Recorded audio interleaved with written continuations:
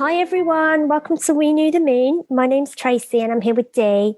Hi. And today we are excited to be recording and launching our new moon in Aries moon meditation for you, specially recorded for the new moon in Aries. We're going to be talking about all our tips and tricks of what to do for this moon's energy.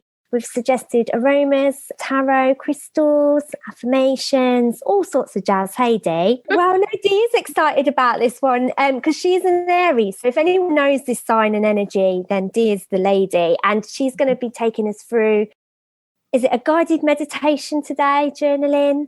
It's a bit of an exercise. We're going to be working together to build our very own self-care toolkit.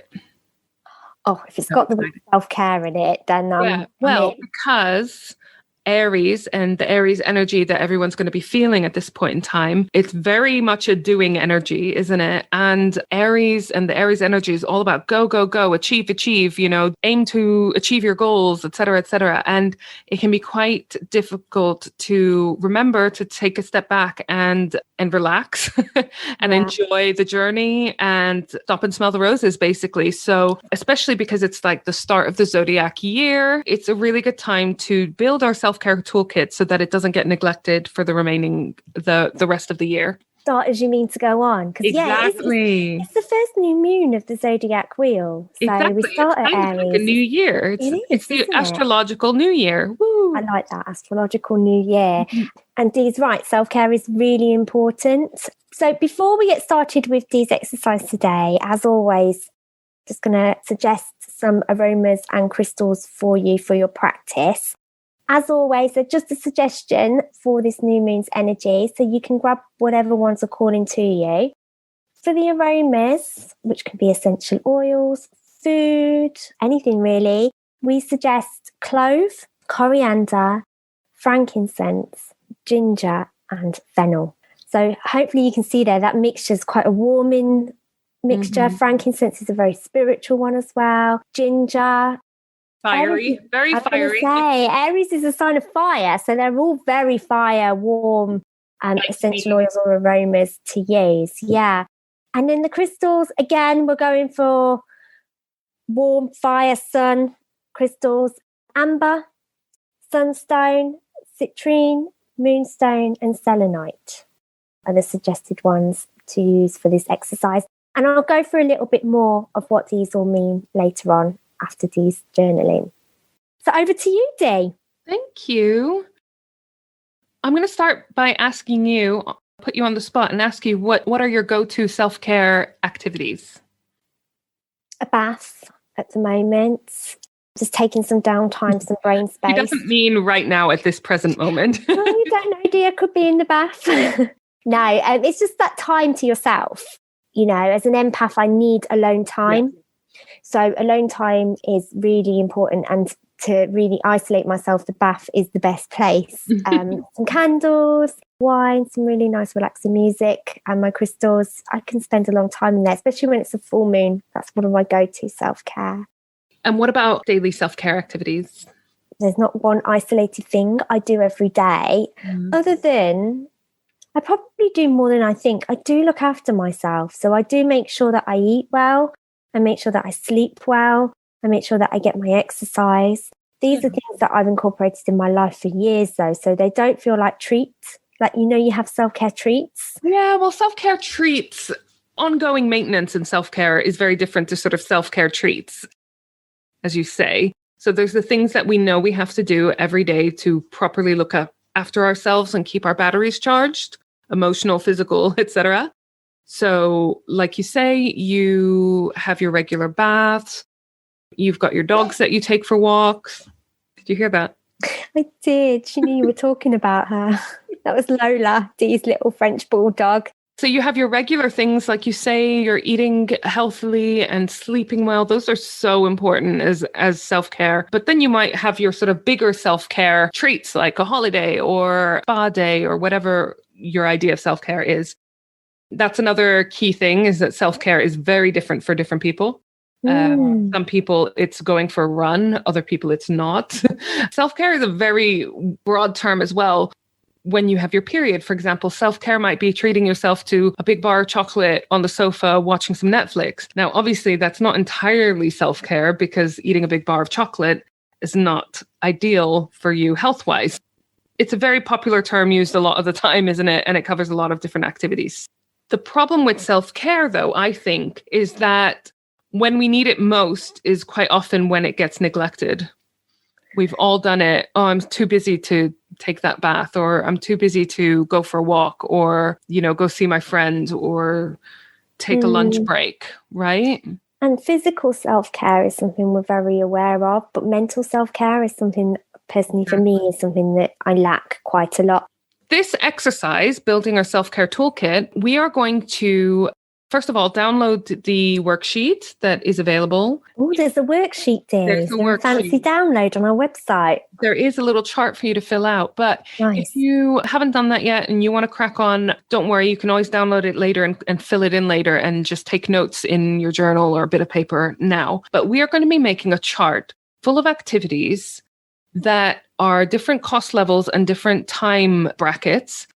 And we're going to allocate stress buster factors to each so that when we have those moments of really needing self-care, we can look at this chart and see what activity might help us out at that moment. Because, as I said, when we need self-care, we're most likely to neglect it or think of excuses why we can't do it. It costs too much. I don't have the time, blah, blah, blah.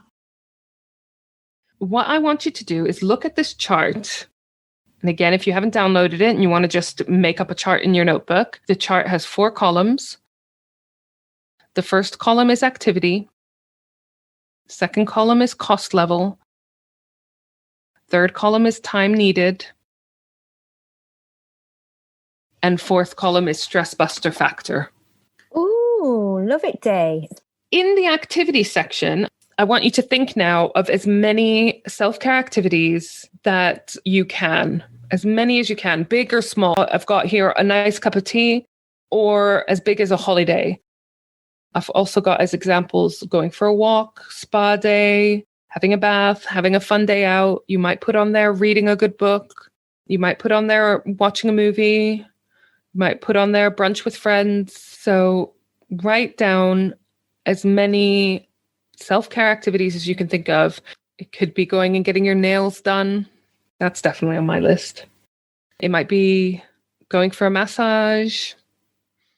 It might be booking an acupuncture session. There's so many different types, isn't there? Might be going to one of your favorite places or visiting one of your favorite shops or checking out the sales section of your favorite website.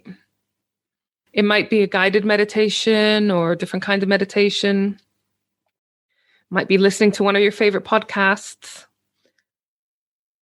So write down as many as you can think of, like I said, big or small. I'll tell you one that I've added to my list recently is taking the time to make a nice herbal tea from loose leaves in a teapot with a nice teacup.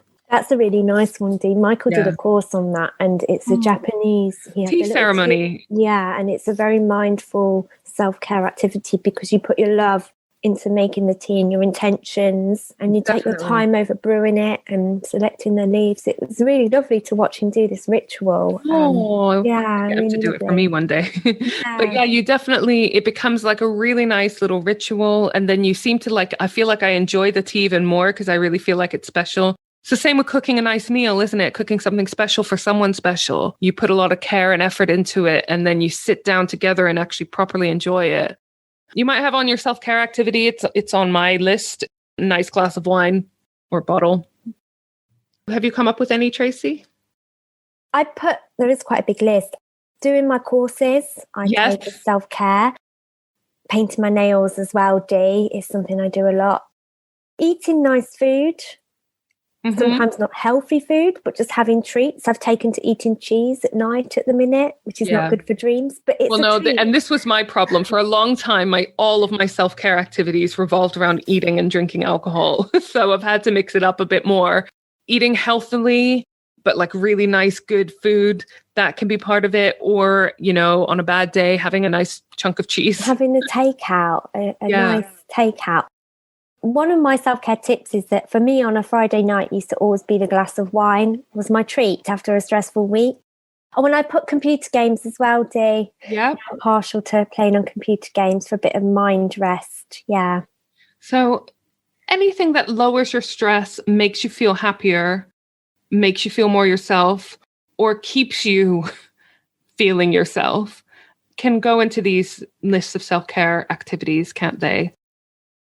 Take some time and fill in as many of these activities as you can.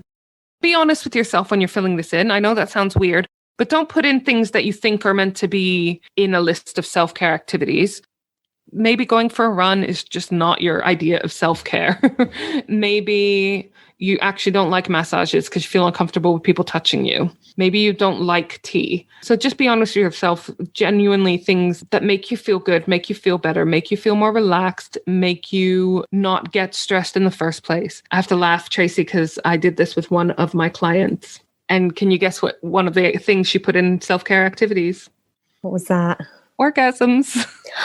Did she? Which, to be honest, we should all probably put it on our list. So if you haven't already, put it on your list. Carving your self-care, isn't it? Yeah. Well, bless her, she was honest. Exactly. No shame in it. And to be fair, it ties in very nicely with the next column, cost level, because most of the time it would be free. Depends how you obtain these orgasms, obviously.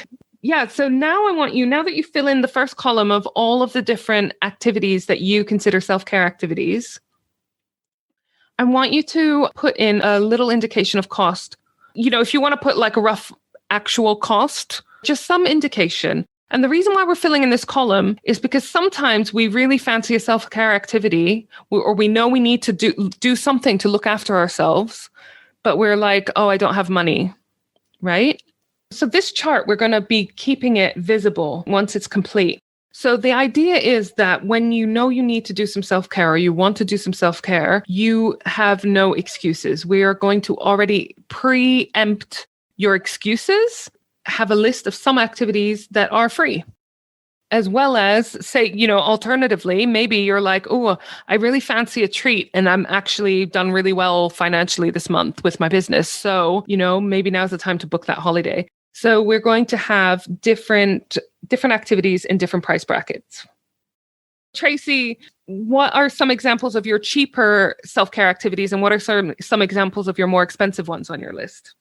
Okay, so my cheap ones are going for a walk, sleep, and a bath. And I also put painting nails as a cheap one because I don't go and get my nails done. But then if I really wanted to treat myself, I would go get my nails done. So there's an example of self-care where you could pay to have a manicure, exactly. Or you could do it yourself. It's finding a way depending on your budget.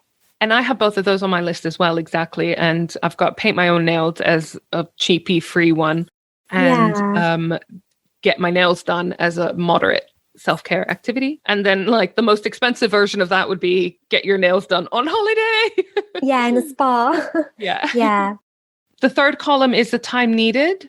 So, you know, already looking at these activities, you can see that a walk could be as little as 10 minutes if you just literally need to step away from your computer screen for 10 minutes, clear your head a bit, to a holiday, which could be like 2-3 weeks. We want to ideally put example times for each of these or minimum times for each of these, maybe, because we know that one of the other excuses why we forego self-care is because we claim that we don't have the time. You always make time for the things that you think you should do. Stuff for other people usually gets done. Yeah. But it's very rare that you do not have 10 minutes to go for a walk around the block. It's very rare that you are so busy that you literally can't do that. We're trying here to eliminate the excuse of, I don't have time. Quite often, the time and the cost are linked. Not always, because, you know, you can do an incredible amount of damage on your credit card online in a very short amount of time, can't you? The fourth column is stress buster factor. What I would like you to do is when you are stressed, to have a think about how stressed you are on a scale of 1 to 10. 10 being watch out world and 0 meaning not stressed at all. And now have a little think about each of these activities, how many notches on your stress factor would it knock off? So if I was like, at an 8 in terms of stress, how much would like a 1 week holiday knock off of that stress factor? How much would it knock off, Dee? Probably 7.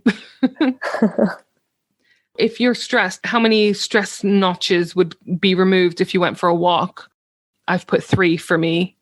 Already just getting out and just going for a walk around the block will instantly make me feel much, much better. Have a little think about how good each of these activities is at knocking off some of your stress.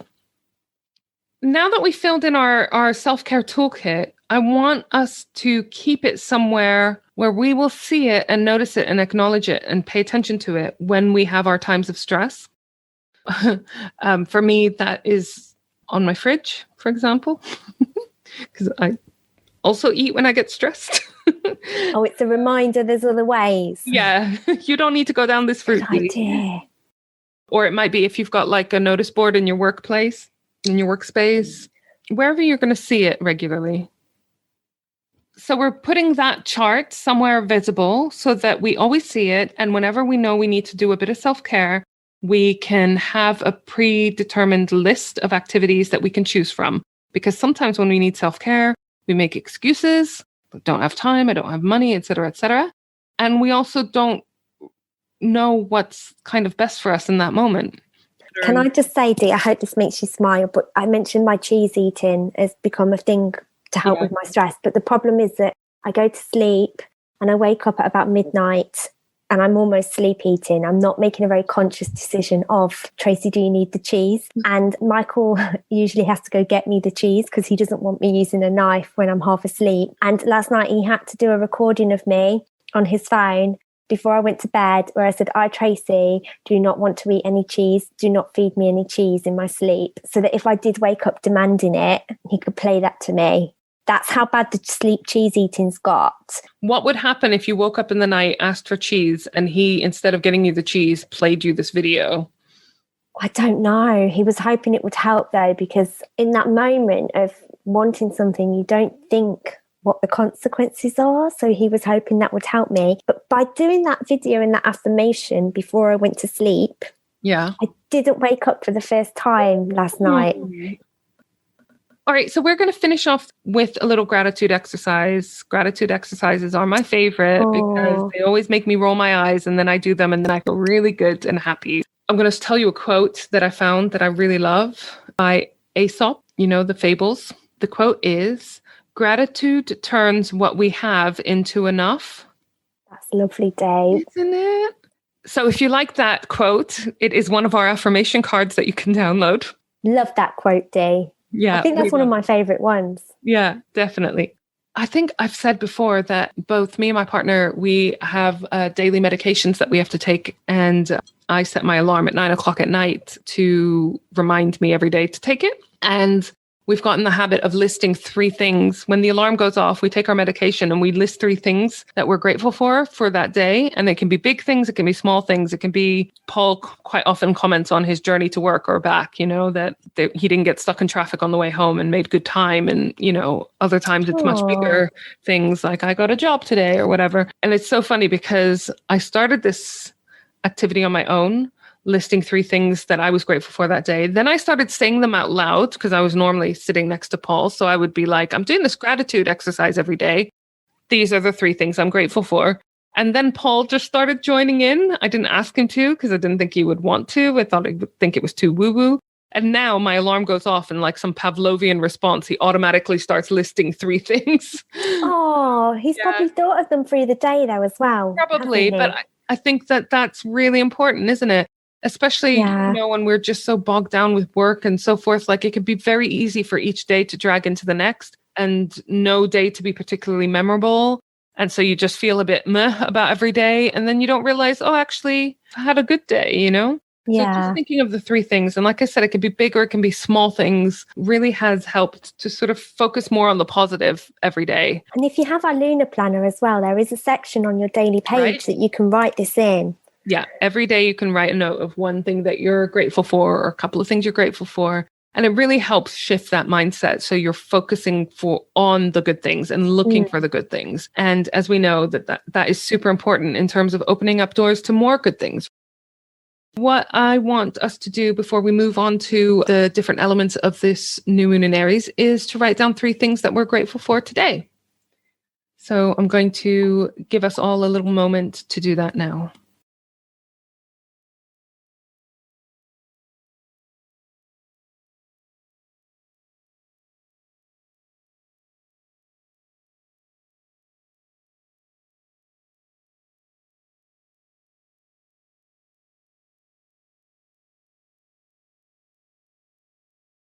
Okay, so Tracey, did you manage to think of 3 things? Yeah, I did. And we're only on 12:30, so it's all right. It's been a good day. I'm grateful for Wednesdays. Wednesdays are our recording days for We Knew the Moon. And I'm grateful for my time doing this with you, Dee, and doing these exercises. I always look forward to Wednesdays. Even though it's the middle of the week, they feel like a Friday. It's like fun day. It's nice, isn't it? It's like a little fun, breaks up the week nicely, doesn't it? It really does. Grateful for my dogs today. And I'm grateful for, I got some new yoga pants today. Oh, they're very fancy. They're floral. Right. They're like Cath Kids and sort of very retro floral style. So yeah, I'm grateful for these today. Michael got them me as a little treat. And I'm really excited they finally arrived because they've been hard to get. What about you, Dee? Amazing. I also started with Moon Stuff and You. Number 1, I've got here.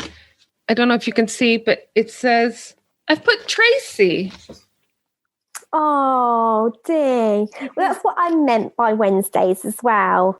And I sent you a picture. Did you get yesterday of the lunar diary? I put today I'm grateful for. And and it warmed my heart. Dee. Yeah.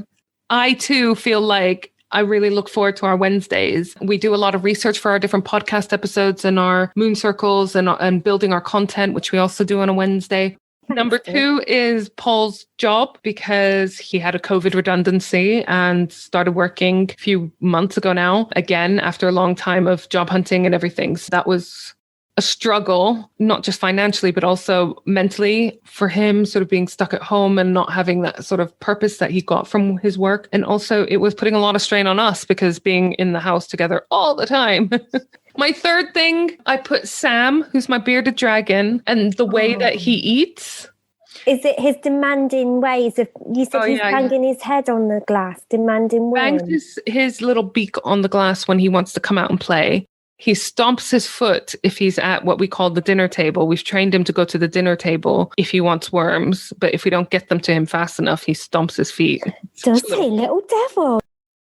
When he eats his rocket salad, he's so cute. He looks like a Muppet. He's like, and so this morning when I gave him his salad and he was eating, it just made me laugh. And I just thought, how lucky am I that I've got this little weirdo who makes me laugh just by eating. He has got such a personality, hasn't he? He really does. He really does. He was doing his sexy leg again the other day. So. More pictures of Captain Sam, please, Dee, on our socials, I think. Yeah. That's the end of my little exercises for you. Try to see if you can incorporate some kind of gratitude exercise every day. Like I said, if you've got a daily alarm going off anyways, why not take literally 30 seconds to list a couple of things in your head that went well for you that day? It really very quickly changes your mindset and makes you feel better. Yeah, it's getting into the habit of it, isn't it? Oh, thanks, Dee. That was amazing. I'm going to quickly guide us through now our new moon in Aries sheet. It's downloadable and we're just going to go through, like I say, the crystals and aromas and what they mean and some other bits too. So for new moon in Aries, we're saying don't rush into things right now. There is no deadline or competition. Slow down and smell the roses, which is what exactly Dee said at the start of this exercise. Aries is that fire, it's that driven, it's that must do. Everything on my to-do list, not able to stop. Team that up with new moon energy as well. And you're going to find yourself just exhausted. So self-care is really important. So things to do, which are really good self-care exercises, take a moon bath, split your goals into 12 months and have some fun. We talk about in another episode of how you can split your goals into short-term goals. So really use this new moon time to assess what is on that to-do list and how can you do it in manageable chunks. while still having fun and looking after yourself. Affected organs. We always say, check these out. We've done an episode on this, haven't we, Dee? If you want to understand why the new moon in Aries affects the organs. But we say if you do check up on this area, and today it's teeth, tongue and blood. By the time you've done like the beginning of a horror movie. It does, doesn't it? Yeah. They're usually part of a system, though, like your endocrine system or your respiratory system, or this sounds more like your blood and mouth. I'm not quite sure what system that is. Sorry, my biology is not great, but we do explain it a lot more in our episode. We always say, check these things, the teeth, tongue and blood, and it changes for every new and full moon. And then by the time you've done them, you'll have done a full body MOT. Now, the aromas were clove, coriander, frankincense, ginger and fennel. I've gone a bit woo-woo on the meanings of these, Dee. So I'm just going to quickly tell you what they mean spiritually wise. They do have their physical healing properties as well, and there's quite a few food-orientated ones there that you can incorporate into your dinners. But clove symbolises being relaxed, patient and persistent, which teams up with this energy really well. Coriander is to revive exhaustion. Didn't know that, Dee, but if you are feeling a bit drained from all your Aries-driven activities, have a bit of coriander. Frankincense, we've mentioned this, it pops up quite a lot. Dee's not sure about it because it reminds her of her Catholic roots. Faith for the Catholic Church, but it's a really lovely one for spiritual awareness. If you want to tap into a little bit more of your subconscious, and great for anxiety as well. Top tip, mix it with grapefruit. It's just so good at relieving the butterflies in your tummy when you get really anxious. Ginger. It's a really nice soothing and warming herb. No, spice. It's a spice, ginger, isn't it? I think it's a spice. Very good for like your digestive system, for soothing nausea. Like they always say, if you're pregnant and you've got nausea, eat a ginger cookie. Have a bit of ginger. Yeah, it's a really nice warming fragrance taste. So one you can eat, one you can burn, one you can drink. It's a good all-rounder. Don't drink the essential oil. No, don't drink the essential oil. Have ginger tea. Fennel for strength, and it's a very old symbol, this one, but I found that fennel is good for strength and praise. Strength and praise are very good words for new moon in Aries. Needless to say that the Aries energy is fire. Fire is the driven element for enthusiasm, creativity. It's a courageous sign, spontaneous and self-sufficient. The tarot is wands, which teams up with that element of fire. Again, we've done a podcast, haven't we, Dee, on tarot, if you want to learn more about these. It's fiery, it's passionate, energetic and daring. Look out if you do your tarot for any wands that appear. They may be significant during this new moon phase. Crystals, my favourite bit, Dee. I'm the crystal girl. Amber, that resin stone, really nice yellowy colour. Great at cleansing and purifying. Sunstone, like its name, is a great one for bringing a bit of sunshine and warmth. So maybe you're not feeling that Aries fire and you need a bit of motivation and a bit of sunshine. Sunstone's a great one for that. Citrine, the yellow stone of sunshine, again, great for creativity, great for seeing people and them seeing you in a positive light. But again, just a really nice uplifting stone. So if you're struggling with this new moon in Aries, you're struggling to tap into that fire energy, Sunstone and Citrine are really lovely ones to use.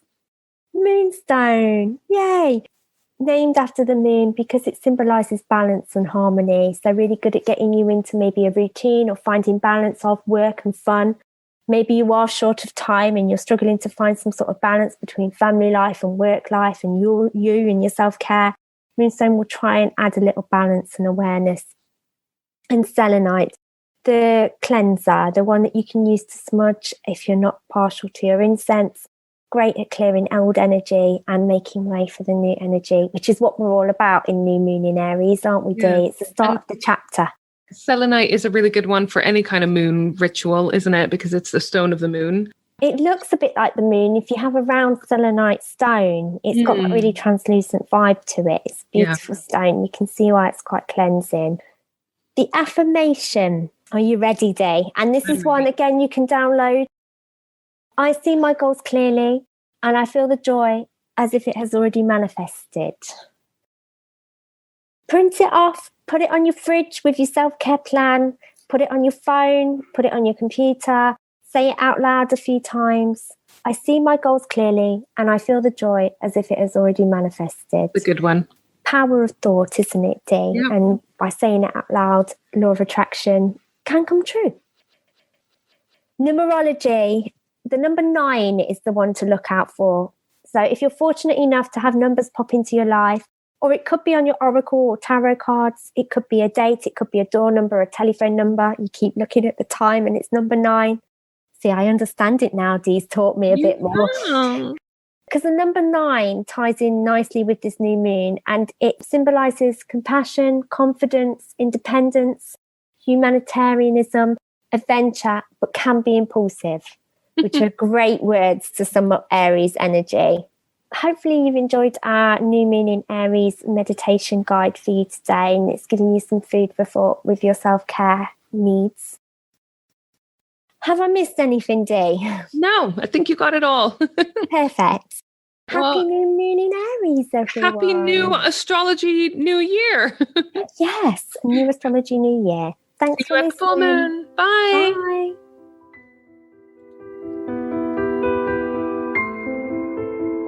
If you enjoyed that and you want more from us, why don't you head over to our Patreon page, patreon.com/We Knew the Moon, and check out some bonus content. Also, if you want to stay up to date, you can follow us on our Facebook page at we.knew.the.moon. If you could leave us a review on our Facebook page, that would mean a lot. Our Instagram handle is the same as our Facebook, at we.knew.the.moon. We are on Twitter at We Knew the Moon 1, and we are also on Pinterest. Just search for We Knew the Moon. Finally, if you want lots more fun, moon info and all things spiritual, plus our lovely shop, please visit our website, wenewthemoon.co.uk.